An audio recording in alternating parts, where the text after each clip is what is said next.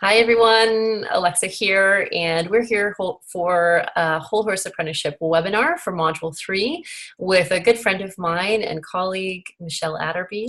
We're going to be learning about how horses learn today, and we've got this beautiful PowerPoint in front of us, and the principles and practices of behavior science from Michelle. And I love learning about this work. It's a bit of a rabbit hole of wonderfulness, and Michelle came on the podcast a little while back and really blew my mind, and I'm so excited to share her work with all of you today. So thank you for being here, Michelle. Thanks, Alexa. This is so exciting for me. Me too. I can't wait to see this. This PowerPoint looks amazing. I have an appreciation for good PowerPoint. So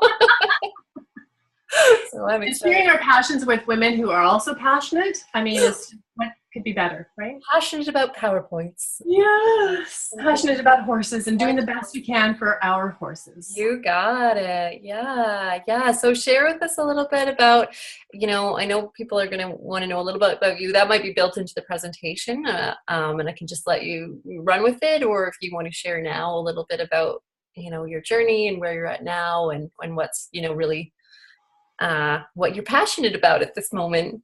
Yeah. Okay. I'd love to. So let's just go to the next slide. Good. And here we go. Yeah. If you just press on it, I think that might be. There we go. There you go. So I'll have to do it manually. So a little bit about me. Hi, Katie. I thought you might know each other. Oh, we do. So I have been a student of the horse for about 30 years.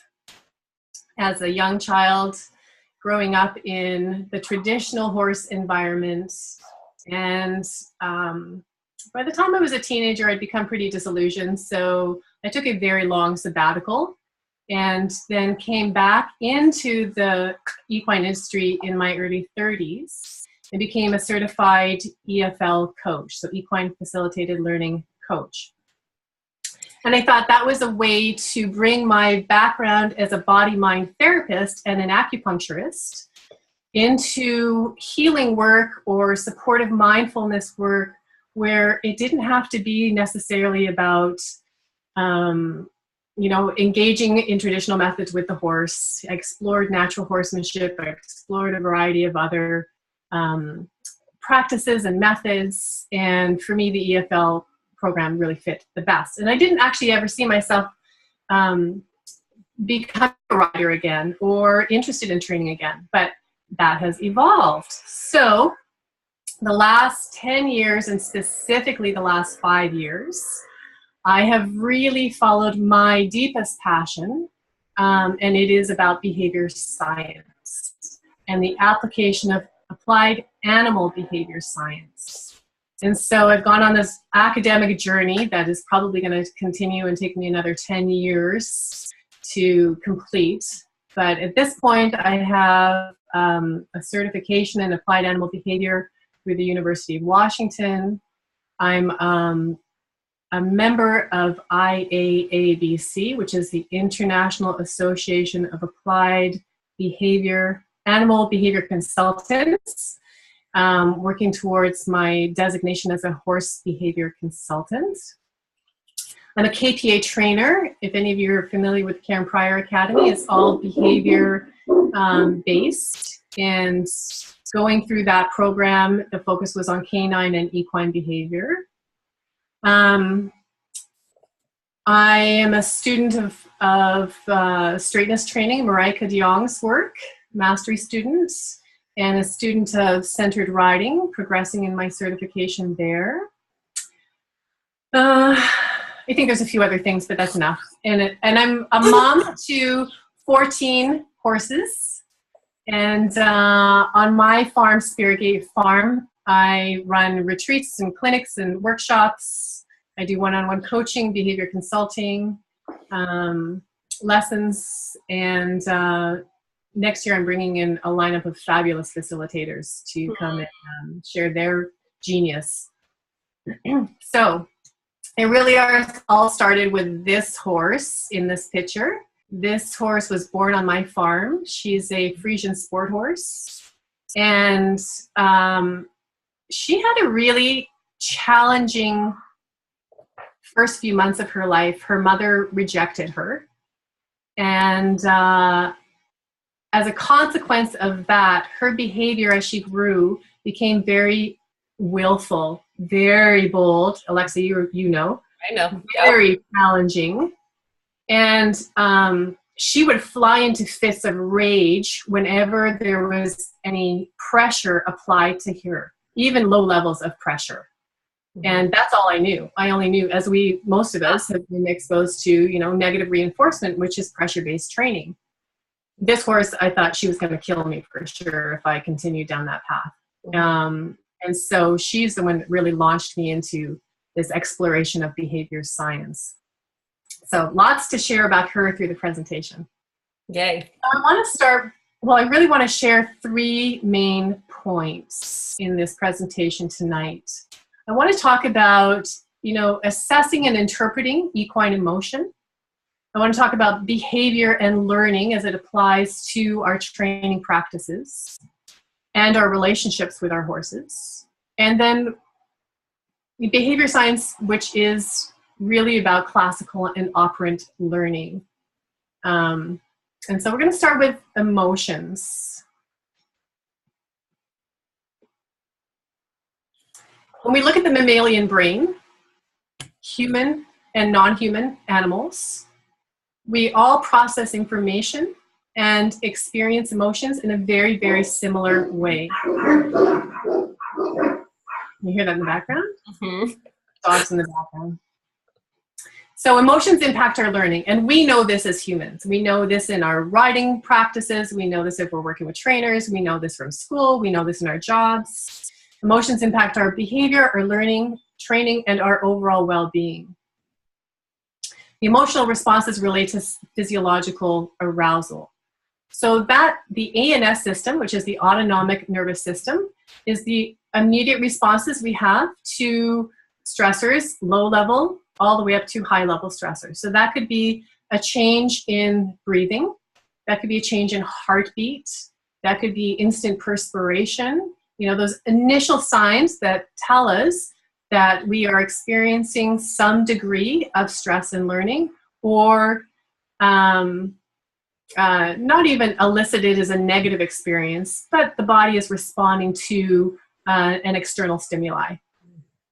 The HPA system, which is the hypothalamic pituitary axis, which is exactly the same in people, has been monitored and studied in the horse as well. And this is our stress response system. And it looks like this. So this is a little bit about the neurochemistry of stress responses and the emotions that are elicited from these stress responses. So when we look at the hypothalamus, which is deep in the brain, it is responsible for our motivation. And our horses, this is exactly the same in our horses, balances hormones and regulates behavior.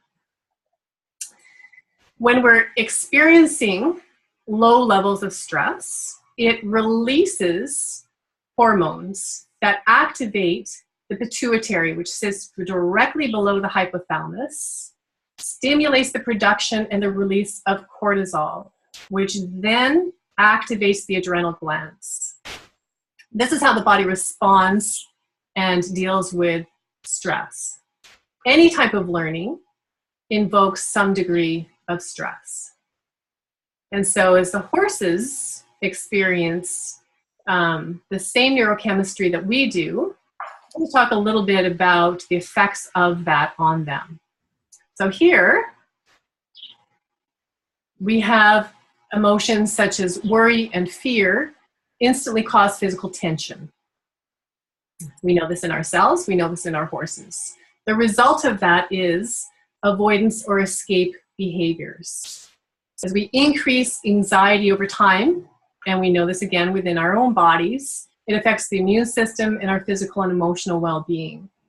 As a result of that, and through scientific study, peer-reviewed scientific journals that have done a lot of research, epidemic proportions of ulcers, immunosuppression, inflammatory effects, stereotypic behaviors, and a condition known as learned helplessness are becoming increasingly evident in equine populations.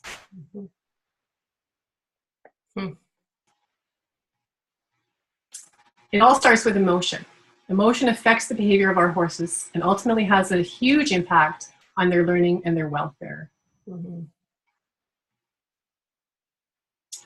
The better we develop our observational skills, when we can detect those very low levels of arousal, when we're teaching our horse something new, and we can support and guide our horses to engage in their learning further, that's when we can keep them in this zone, a healthy zone of learning.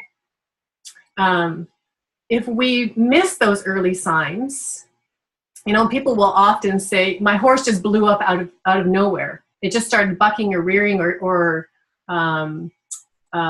bolted out of nowhere.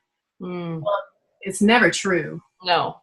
Those very low, subtle, sometimes invisible signs that we need to attune to redirect our horses, to help support them, to change our behavior or to elicit a different behavior in our horse to keep them in that healthy zone.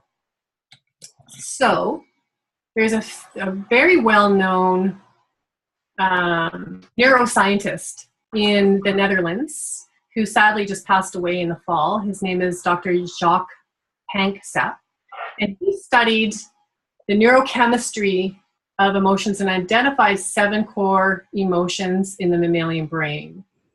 And they are fear, anger, rage, grief, the seeking system, play system, care, and lust or reproduction.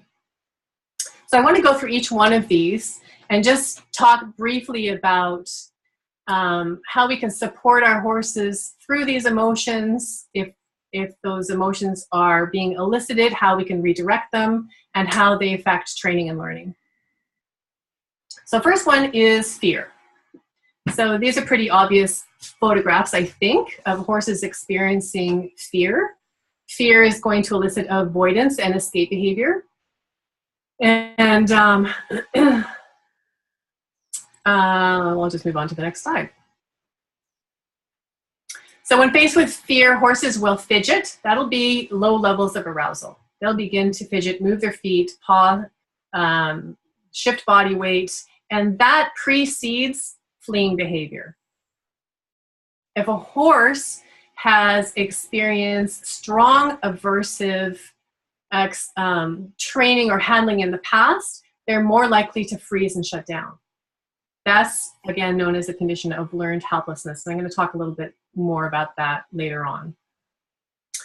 And when a horse shows avoidance of places, things, or people where they have experienced fear and fear-based learning has occurred, it's more likely to increase in the future.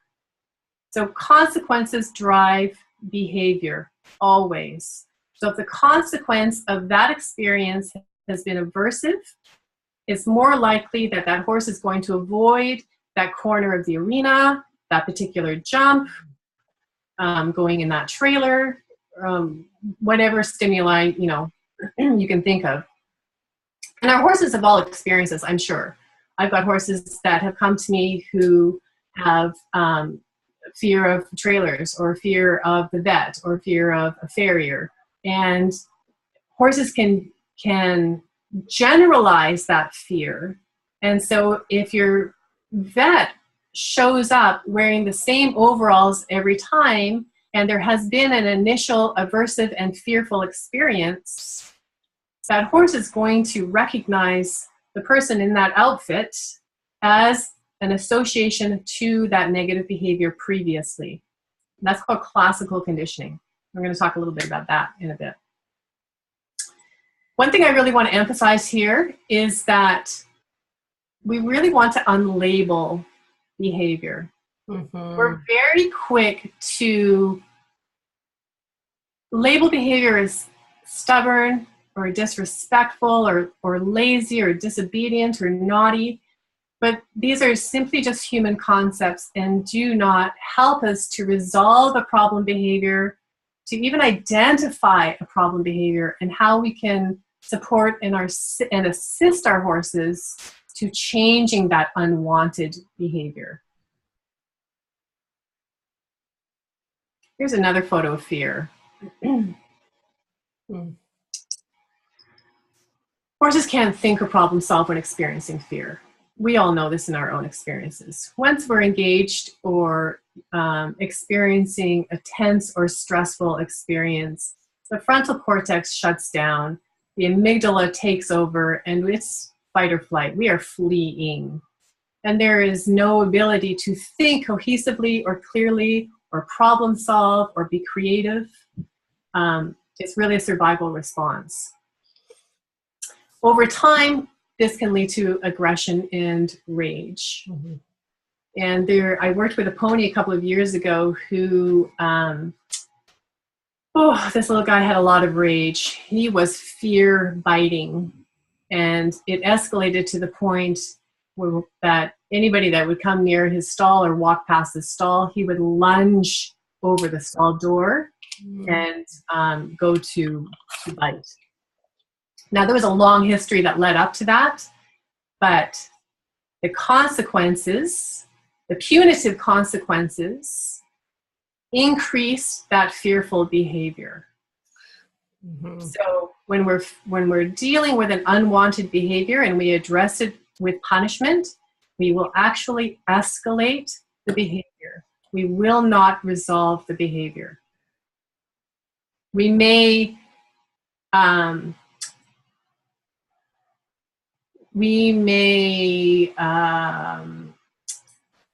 cause the horse to hide the behavior, and become a little bit more covert about the behavior.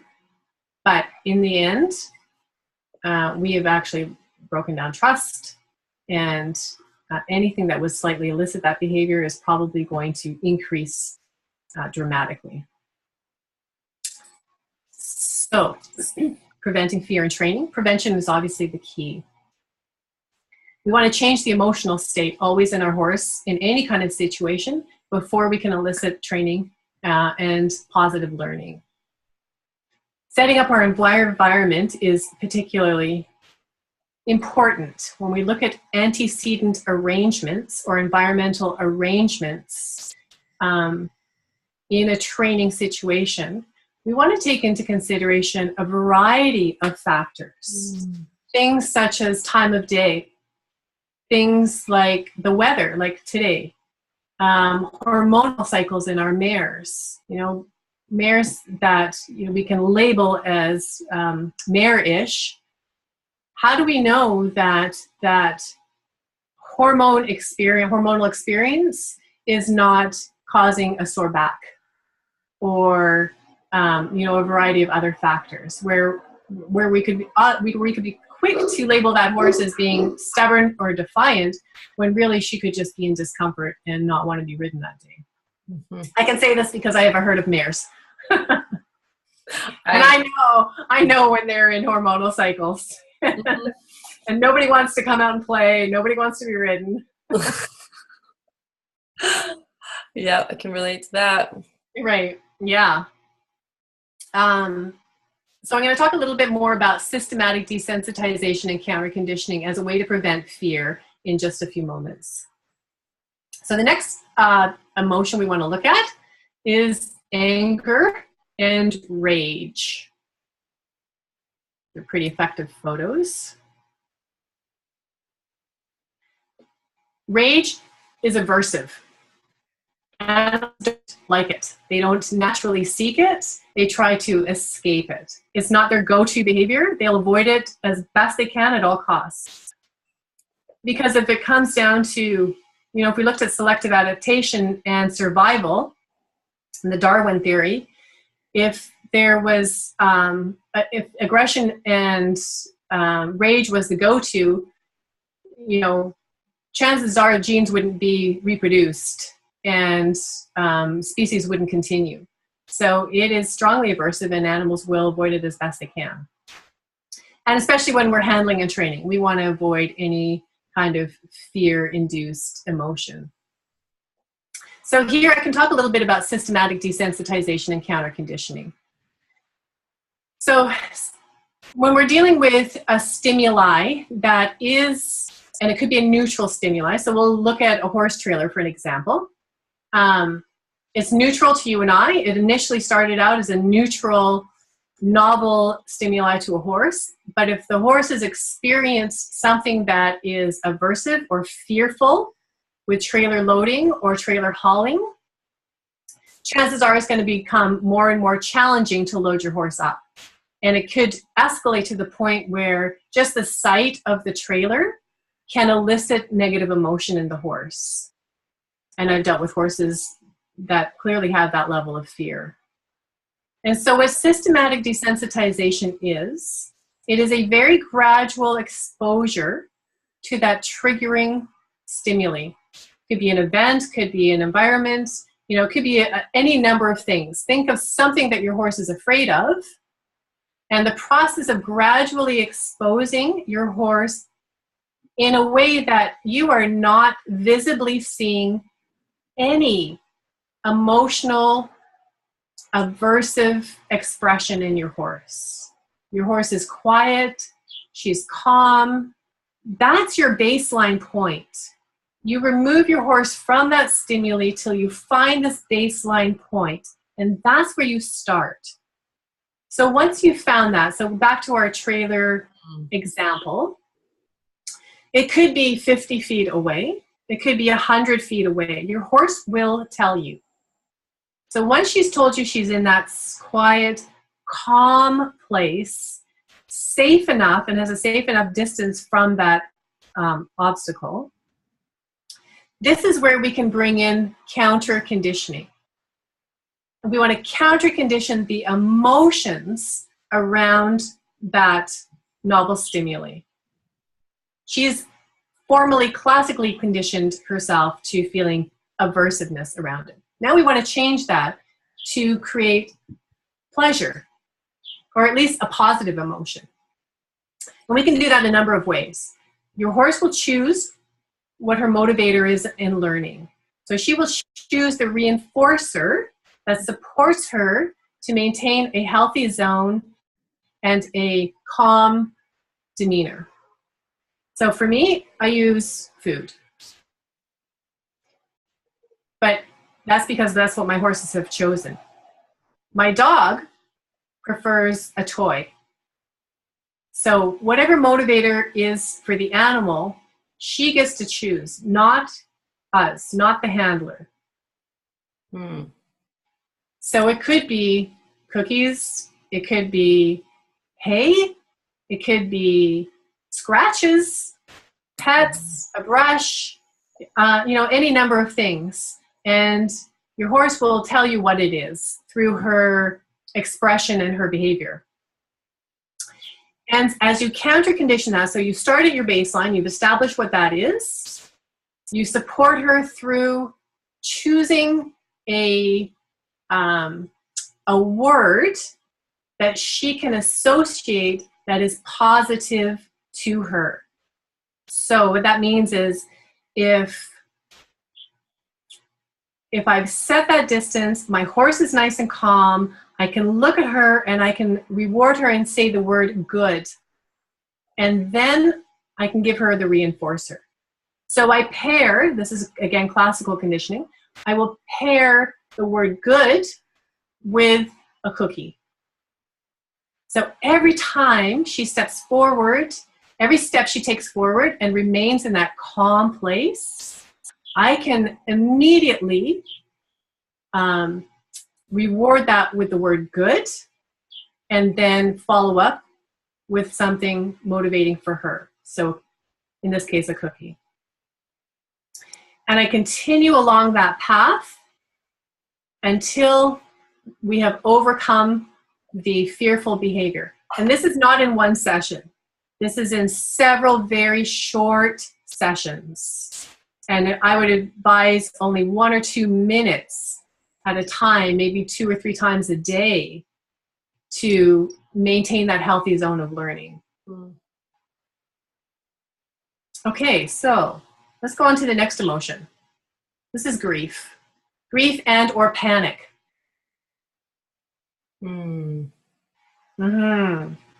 Triggered by separation of primary caregivers. So this could be a mama and a baby. This could be a herd mate. This could be a human partner. This could be an animal of a different species. And signs of panic, or it can be restlessness, pacing, sleeplessness, irritability, increased vocalizations, loss of appetite, changes to eating pattern, listlessness, depression, low energy, withdrawal. I've had horses that have passed away in my herd and have noticed a distinct change in the herd behavior days following. I can feel the low level of energy. I can see how they're processing their own grief. And that's, death of herd mates is obviously something that is natural and is going to happen. But if we notice these behaviors in our horses, then we can take the steps to best support them through that change in that process. So next behavior is seeking. I love this behavior, the system, the seeking system, because in the seeking, this is really the key to survival for all species, right? If we don't seek, we don't survive. If we don't find food, we don't survive. Food, water, companionship, shelter. The more we elicit the seeking system in our horse in training and in learning, the more engaged they are, the more energized they are, the faster they learn. It is so much fun when you can start to see that you've engaged that seeking system. And through that process is a dopamine release. Those are the feel-good hormones. So seeking is all about foraging and exploring and eliciting curiosity and interest, particularly in training. If we can arouse those emotions, we have an engaged, anticipating, stimulated horse that will offer more and more and more behavior. So when we're looking at, the difference between positive reinforcement and negative reinforcement, or punishment as a form of enforcement, horses will stay within a very, very narrow framework because the consequence is unpredictable. The consequence could mean punishment. The consequence could mean something very uncomfortable. So the horse is less likely to be expressive in their behavior and increase their learning.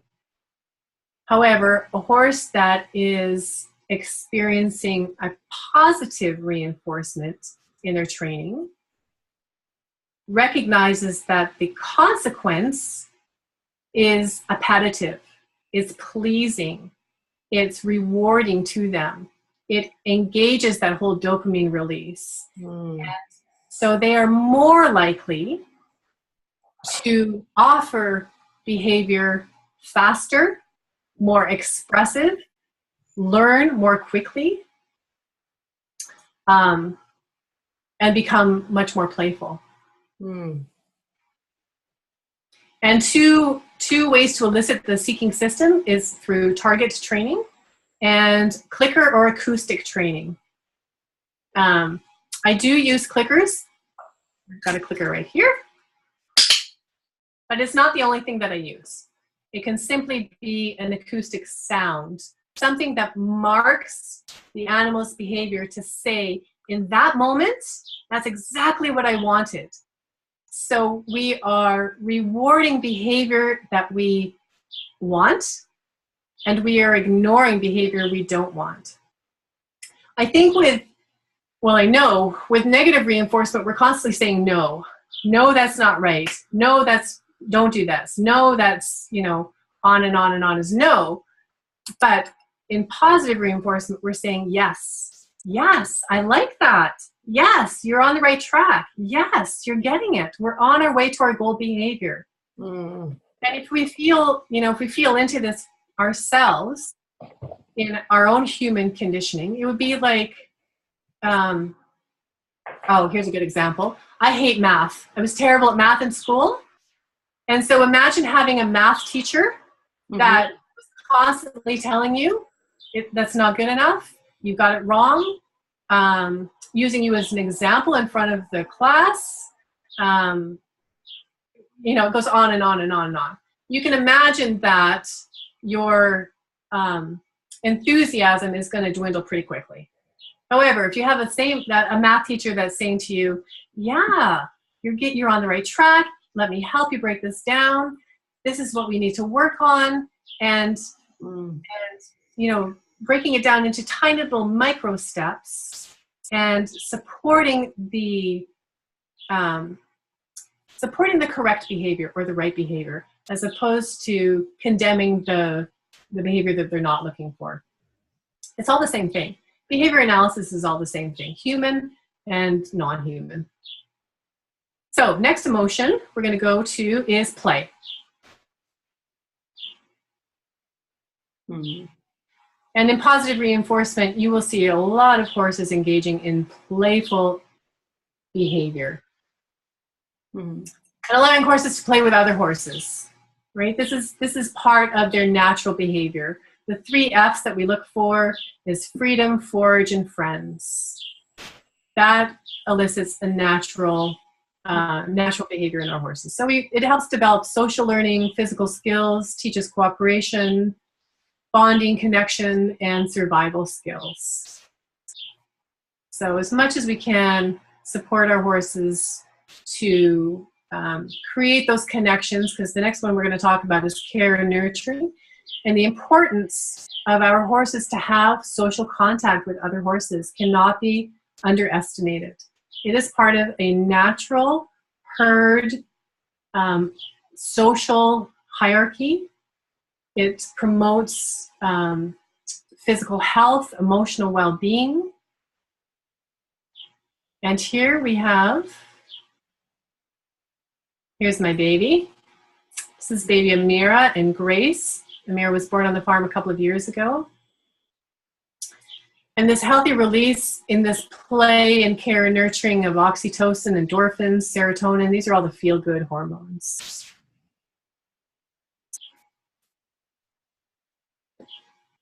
Tactile connection, as I was just saying, which is an important social herd dynamic. Creates companionship, connection, develops relationships. And in early life is a form of survival. So I put this in here, look for consent from the animal, because I could do a whole talk on poisoned cues, but I've had horses come to me that have previously been exposed to aversive methods of training, and the relationship with people has become quite poisoned. And that means that touch from a human is now unpredictable. So it could mean in some moments it's really positive and supportive, and in other moments it could be really aversive and punishing. And so as the horse begins to generalize that experience, touch becomes a little bit aversive to them. I worked with a horse up in Qualicum Beach a few months ago, and stepping into this horse's, just into his personal space and putting my hand up to move into his space in a very non-threatening way immediately elicited arousal from him and defense behaviors. And then as I talked to the owner and we explored a little bit more, it was a pretty aversive history that the horse had around human contact. Okay, and finally, reproduction and lust. Of course, this is the part of the 7 core emotions, and it's all about selective adaptation and passing on of genes. Darwinian survival of the fittest. Now, domestic horses don't have the same choice, right, as wild horses do. That's a whole other conversation, but we'll move on from there. So next I want to talk about is behavior and learning. And this is, again, Shima. And she has started her Spanish walk, and it's all been through voice cue. This is a horse that I cannot use any pressure with, and that's not to say I don't use pressure. I do with some of my other horses, low levels of pressure. But with this horse, it's just not an option for me. So this has all been developed and shaped through micro steps of positive reinforcement and acoustic training. So when we think about behavior, we want to think of it in its overt expression, which means it's visible and it's what we see. Covert behavior is what our horses are feeling, what they're thinking, and we don't have direct access to that as we don't with one another. And so the best way to describe behavior is by exactly what we see as the horse changes its expression moment to moment. Learning occurs when there's a change in behavior that is persistent and measurable. Then we know our horse is on the learning path. Now, we can look at this photograph, and I love it because it made me laugh. So I don't know what's going on for this horse in his, whatever, their experience. But I'm going to imagine in this case that there is a playful session and maybe this horse is kicking up his heels and is being very expressive. Mm-hmm. However, it could be, you know, this horse is like raging mad. I don't know. But it made me laugh, so I used it for this slide. Mm-hmm. Positive experiences create a desire for continued learning. And that continued learning creates enthusiasm, seeking, and playfulness. Plus, it engages human contact and strengthens bonds. So when I'm talking about positive learning, this is one of my horses. This is a precursor to trailer loading. I set up this bridge in the arena, and we ran a clinic on positive trailer loading. And as we supported the horses to feel and move across this platform with, you know, some novel stimuli on either side of it, and build their confidence through this, the next step was then to begin to expose them to trailers. So horses that are really afraid of trailer loading, this is a great and novel way to do it. And now my horses go over it by themselves.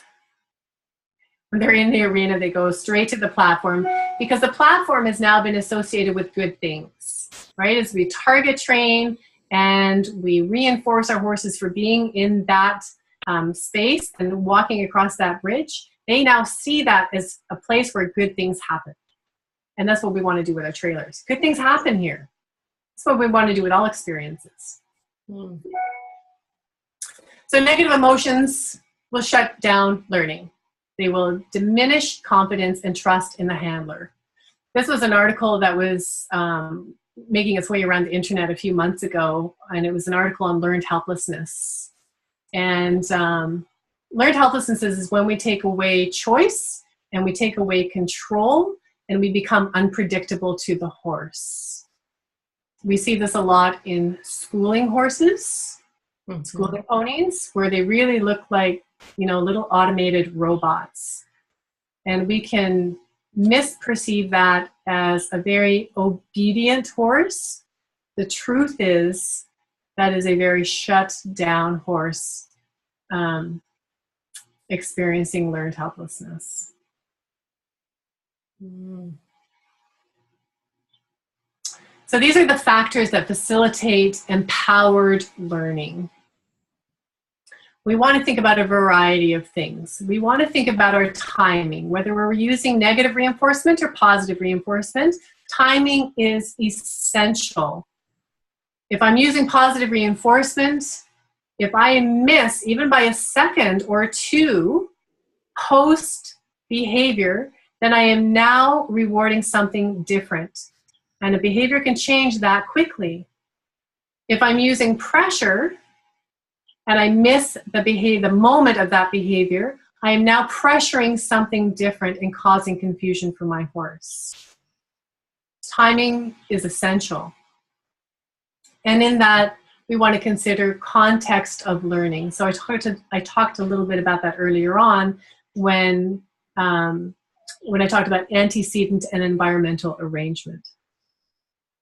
And of course, you know, I loved Lucy's webinar the other day. I watched it, and she talks a lot about awareness and attention. Yes. And that's a huge component of my work as well. That mindfulness and aware of self and how that impacts our horse's experience is essential. And it's just a huge part of it. Yeah. And then I talked again about antecedent arrangement, present antecedents and past antecedents. And what that means is what is visible and what is present in that immediate environment for the horse in that training session right then and there. I'm sure we all know this, but it's not a good idea to be working with horses on empty stomachs. We want to work with them on full stomachs. We want to work with them, you know, there's a variety of factors that we want to consider in our present antecedent arrangement to have a successful training session. Past antecedents are behaviors that will dictate current behavior. So past experiences that dictate current behavior. So if we have an area of the arena that the horse avoids and that has been part of the past history, it's likely that that behavior will show up in different arenas at different times with different riders, different handlers. And we want to take into consideration our horse's history as best we can in order to change current behavior. All right. Motivation and learning. One of my mentors is Ken Ramirez. And I think he's trained every species under the sun. He is amazing, amazing, amazing. And he talks a lot about motivation and learning. So animals will select reinforcers that are important to them, not to us. And I think that is a really, really key point that I want to emphasize. It's what your horse chooses, it's not what you choose. Our ability to control the balance between pressure, which is negative reinforcement, and reinforcers, which is positive reinforcement, will determine whether or not your horse stays in that healthy zone of learning. And learning is always dependent on your horse's emotional state. And behavior is always an indicator of your horse's internal state. So another one of my mentors, Dr. Susan Friedman, she describes it this way. This is the ABCs of operant learning. We want to make the right behavior super easy for our horses. We want to set them up for success all the time. Behavior is always an action and not a label. And we want to make the right behavior rewarding. So emphasize what your horse is doing right, ignore or redirect what your horse is doing, I don't want to say the word wrong, but incorrect, or the behavior that you do not want. We could do a whole webinar on just that alone. Mm-hmm. Okay, so I want to preface this photograph. I do not have a helmet on, but I did not get on her back. This is, again, my Frisian sport horse, Shima. And Shima's 5, and I'm just starting to back her now. And I train her completely at liberty. So she doesn't have any equipment on. She has the choice and the control to change the session, to end the session, to walk away at any moment she desires.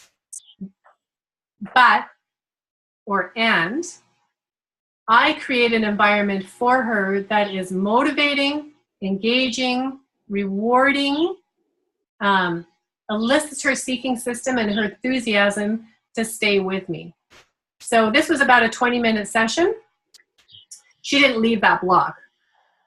a precursor behavior to this, I've taught her to line up at the mounting block and stand there and wait for me.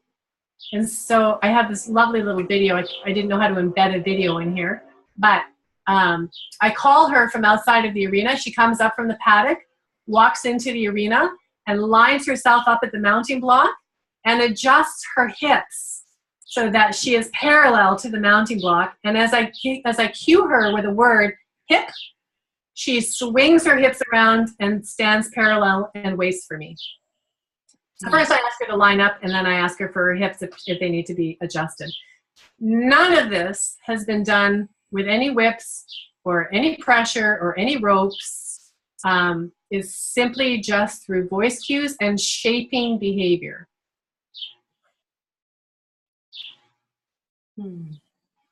It's fun, so fun. So the association of the event. So that mounting block for Shima has become a source of really good things. Good things happen there. It's fun for her to stand there.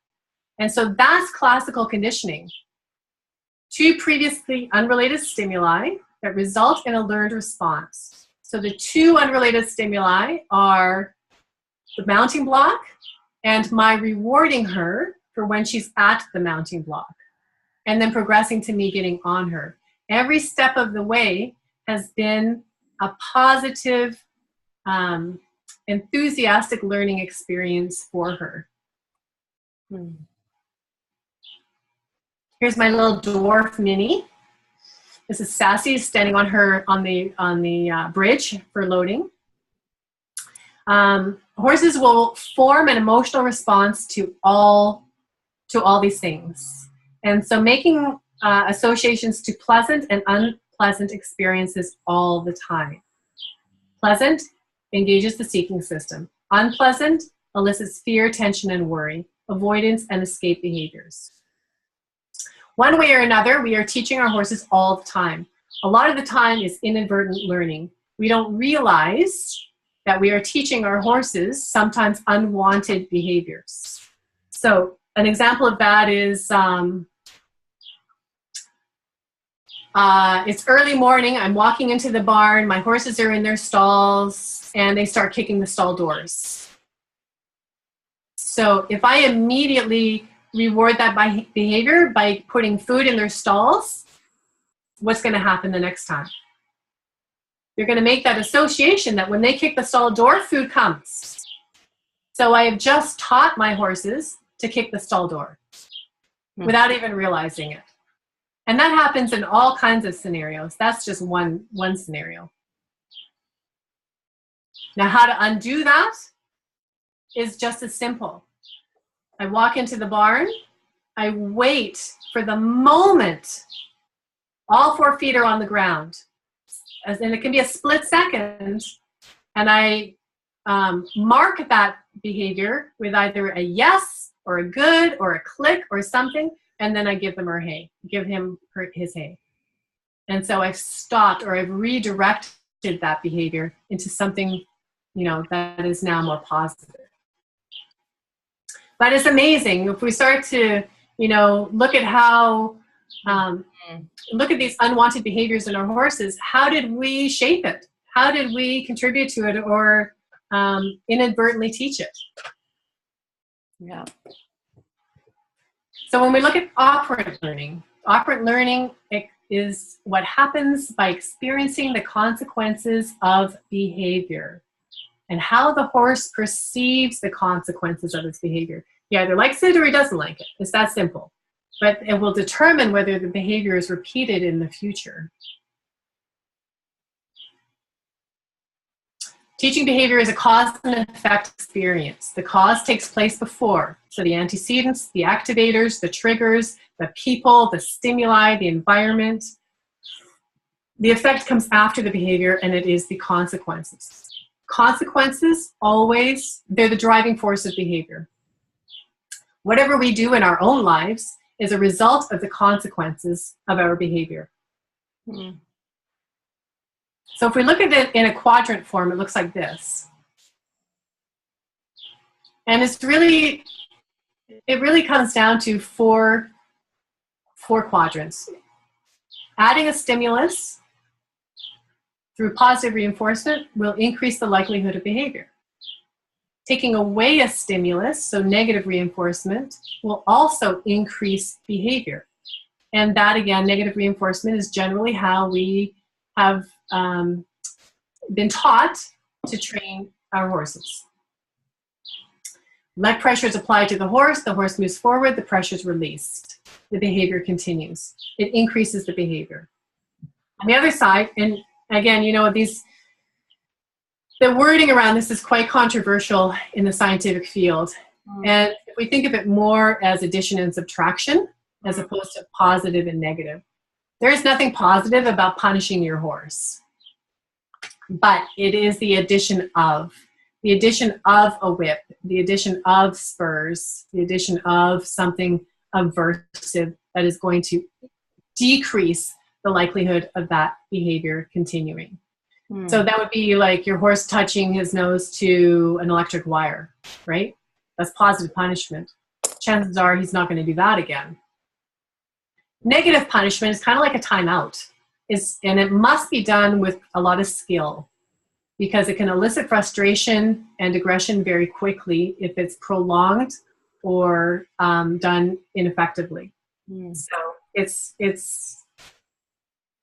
like, you know, if you are using food as a positive reinforcer, it's a very specific protocol of how to do it so that your horse becomes very polite and develops good manners and has stimulus control. If you do it incorrectly, you're going to end up with a horse that is in your space and mugging you for treats and becoming, you know, I'm going to label this for a moment, dominant in your space. So the use of negative punishment is really just a very brief timeout, and then setting your horse up for success and looking at how you can improve that interaction so that you don't have to resort to negative punishment.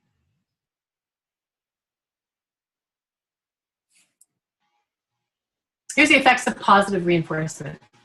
Teaches the horse desirable behaviors using science and reward-based methods. Helps horses learn and succeed step by step. And it is amazing at the level of creativity that begins to be elicited from horses. And it just blows my mind sometimes of how intelligent and creative they can be.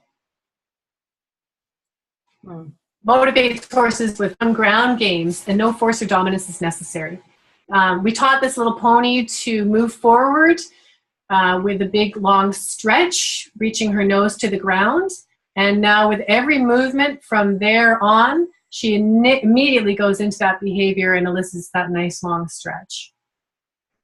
It also allows her to move her own body in comfort and balance. And as we incorporate symmetry and straightness training into our programs, my horses will offer shoulder in and haunches in and side pass and counter condition or counter bending, all through voice cue without any use of a whip or any kind of negative reinforcement. It's pretty cool when you're traveling down the rail and you ask for hip and your horse just starts to swing her hip in. That's pretty cool. That's very cool. Horses, as people, learn effectively through choice and self-control, giving them the power to have their needs met. Here, I do a lot of teaching on cooperative behaviors, which are medical husbandry behaviors. And this is one that I've been teaching the horses. It's all very embodied now, this behavior, where I'll hold my hand up and they will push their eye into my hand. And so from there, the next step will be, it'll be manipulating the eyelids, and it'll be holding the eye open, and then it will be adding drops into the eye. And all of this is done at liberty and through choice. Wow. I'm just noticing of time, Michelle. We're at about an hour, so Yeah, I'm not sure how many more slides. It's so amazing though, and I'm sure we can all like hang out for a little bit longer. So, oh my gosh, we've got a few left. Okay, I'll zip through these. I won't talk. I'll just kind of show the slides then. How's that? Awesome. And then we'll do some Q&A. Effects of negative reinforcement. We all know the effects. They can be positive and they can be really detrimental. Mm-hmm. This is negative reinforcement. It elicits flooding.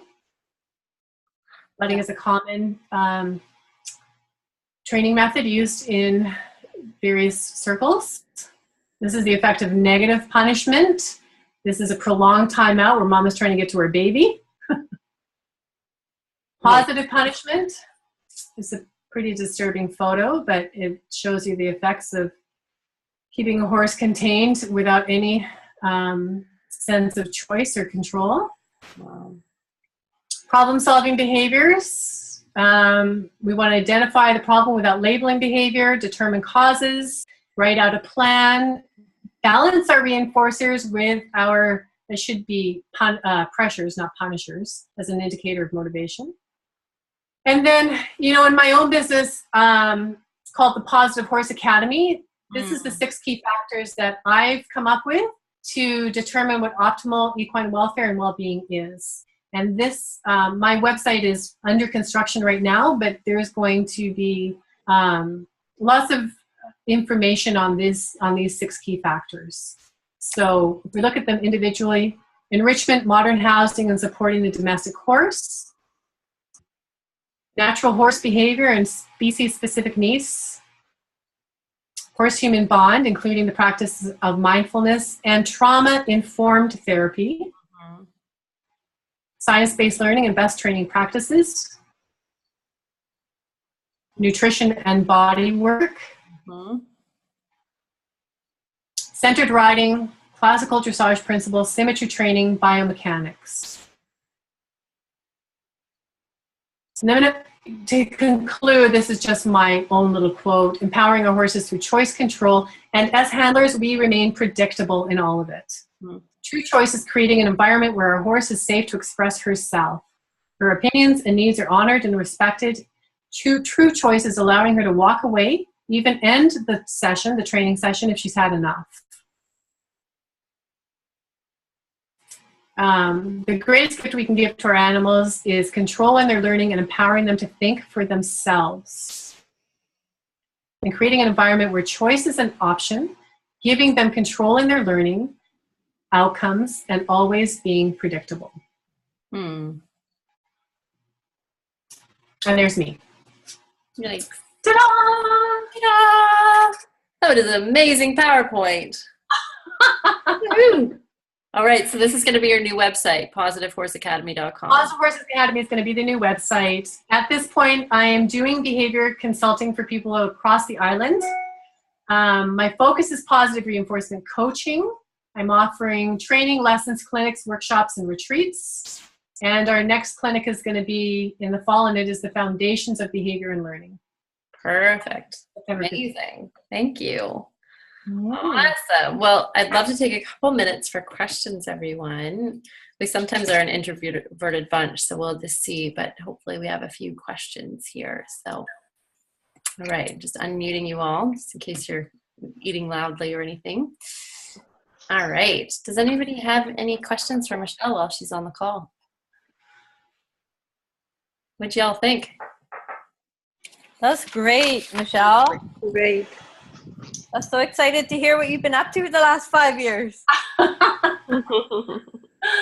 Yeah, it's been a lot of fun, really, and so rewarding. I've been able to travel across North America and meet and study with just the most amazing people.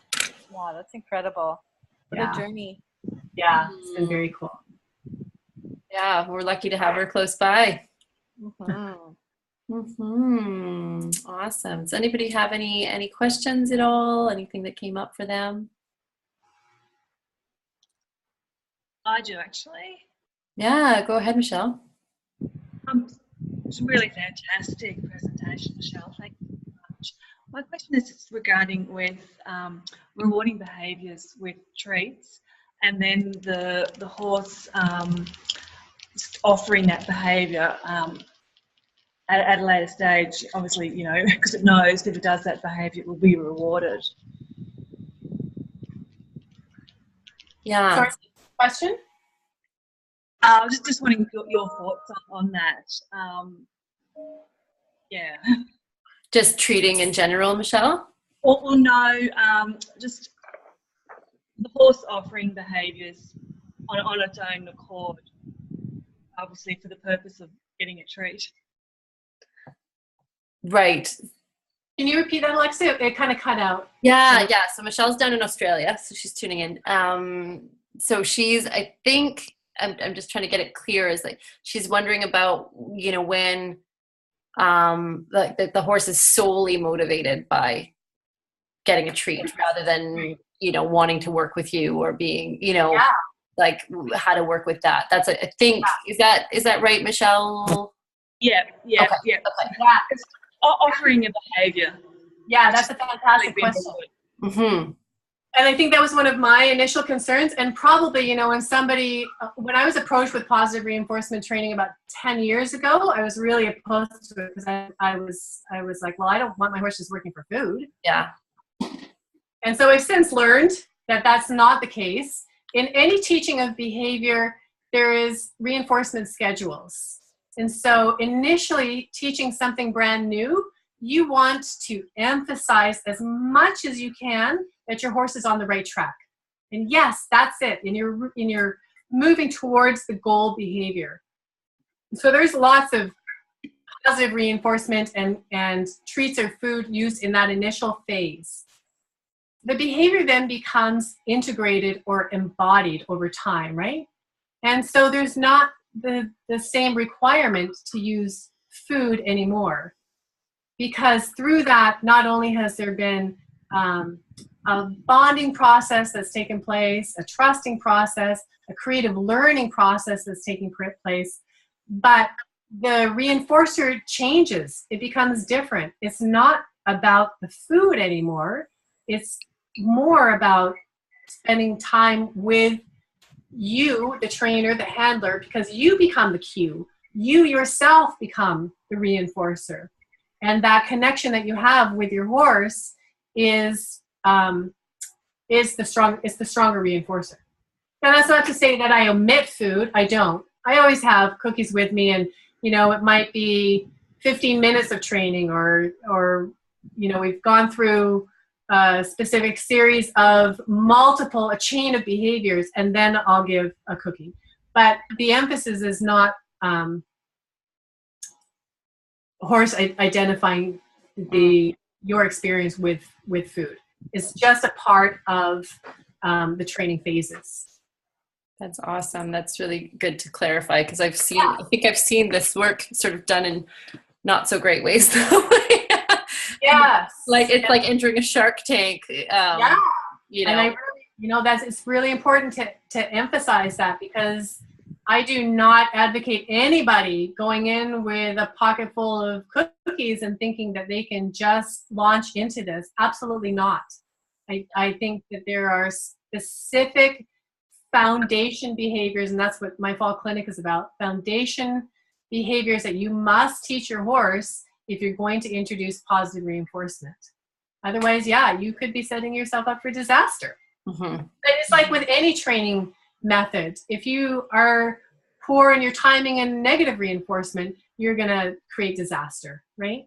So it's no different. It's just a different set of tools. Yeah. Awesome. Great. Cool. Any other questions? Oh, and Michelle, I'm going to be coming to Australia next year. Yay! Excellent.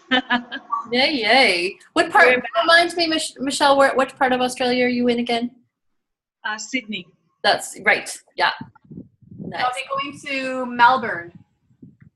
Oh, okay. Wait, I don't know. on the same side, at least. That's right. Awesome. That's great. Yeah, we have a lot of apprenticeship participants from Australia. So, Cool. yeah, Great. we'll have to give them a message. Totally. All right. Anybody else have any questions or curiosities about what Michelle spoke about tonight? I was just thinking about this work in terms of working with humans as well, because I do trauma work with humans and horses. And I loved your point about finding, and I'm not going to paraphrase you very well, but finding that place of comfort and safety, say in the approach to the trailer, noticing those subtle cues and when the activation is happening, and then taking a step back till you get to sort of a neutral place or a place of safety. And how much that does in the nervous system of the horse. Right. And I was thinking in terms of, we want to make our relationship with the horse or grow our relationship with the horse where they're feeling comfort and safety with us, but where also they have curiosity online and courage. Yeah. And just how similar this is to working with humans in the same way, particularly if their experiences have been adversive training. Yeah, absolutely. Katie, So are you familiar with animal-assisted play therapy? I'm not familiar with the theory of it, although I have participated in it with some of the kids that I work with and seen the benefits. But it's something I'd love to look up. And yeah, I'm going through my certification process now, and I'm partnering with the directors, and we're looking at holding a level 2 training here next year. And it's such a beautiful marriage, I think, between EFL work and play therapy. I mean, it's it's the most beautiful part I have experienced of EFL work. Wonderful. It's just in that very, it's just in a playful environment where, you know, people can move through their issues and their traumas without direct focus on it. Yes, and, exactly. The focus is more on the animal and how we can incorporate play into it all. It's beautiful. Yeah, that sounds terrific. We should talk some more. Yeah. Yay. Yeah, I want to hear more about that too. Yeah. So I'm also interested in Spirit was trained before I had him with a lot of treats, and he's so clever. He can sniff out, if you drop a treat accidentally into the grooming kit, he'll take out every brush until he finds it, even if he hasn't seen it. He's just so focused on treats that I've made a point of avoiding treats, and particularly because I don't want him looking for treats with clients. Yeah. But some other suggestions for a horse like that who's been so focused? Yeah, so I use my horses with clients in therapy sessions as well as in positive reinforcement. And my horses are able to discriminate.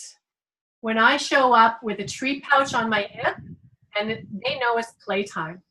Okay. But that's been a process. If I'm showing up with a client and there is no food anywhere, right, it's a different experience. Right. And so I would suggest maybe going back to some very basics if you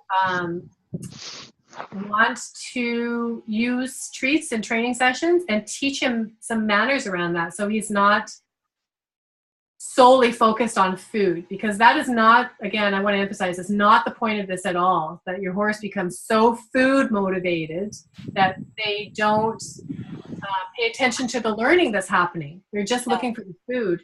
And you know, probably the most challenging or the biggest learning curve is for humans and developing their mechanical skills. It's the biggest challenge to incorporating positive reinforcement with their horses. Horses get it, and they learn fast, and they're already motivated by food. But to teach people the mechanical skills, that's definitely the biggest learning curve for them. Right. But, you know, once you have that, it's amazing what you can do. I bet. Both in the therapy arena and in the play arena. Cool. Good question. Thanks, Katie. Yeah. Awesome. Okay. Before we wrap up, is there any other questions at all?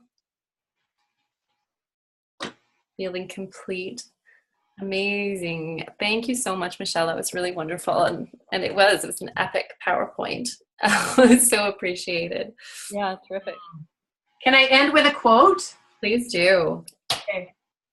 This is by Pema Chodron. Yes. I love Pema. And she says that our organism is very much programmed towards seeking comfort and avoiding discomfort at any cost. At a very primitive level, we associate discomfort, which can come from feeling like we failed, with danger. So even if the discomfort is subtle, a small discomfort, at some level, our brain processes it as danger, something to get rid of. And so I just want to leave with that quote because, you know, the very primitive elements of our own organism, we move towards comfort. We seek comfort. We seek pleasure. And we avoid discomfort. We move away from aversiveness. And so it's no different with our animals. Mm-hmm. Totally. Beautiful. Thank you. You're welcome. Thank you. And thanks everyone who is watching the replay right now. We appreciate you coming on. And thank you all for jumping on live. It's so great to have you here. Really appreciate. It's always lovely to see your faces and see that you're here.